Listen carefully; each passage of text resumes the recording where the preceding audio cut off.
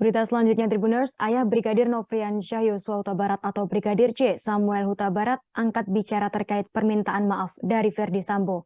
Samuel Huta Barat mengaku tak mau mendahului hukum, sehingga menurutnya lebih baik proses hukum berjalan sampai tuntas terlebih dahulu.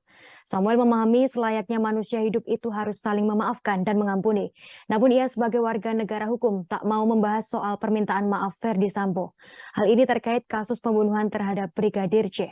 Samuel berprinsip agar proses hukum berjalan hingga tuntas, sehingga bila nanti proses hukum selesai, Samuel menuturkan baru membahas terkait permintaan Verdi Sambo.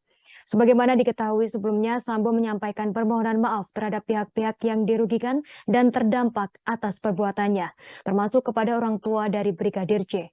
Permohonan maaf tersebut Sambo sampaikan saat ditemui awak media di Kejaksaan Agung Republik Indonesia Jakarta pada Rabu 5 Oktober 2022.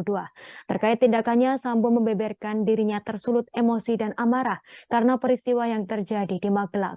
Namun ia tak menjelaskan secara rinci perihal insiden yang membuatnya marah di Magelang. Sambo mengaku menyesal apa yang telah ia perbuat. Ia mengaku siap menjalani proses hukum. Sambo menuturkan apa yang ia lakukan itu karena cinta dengan istrinya.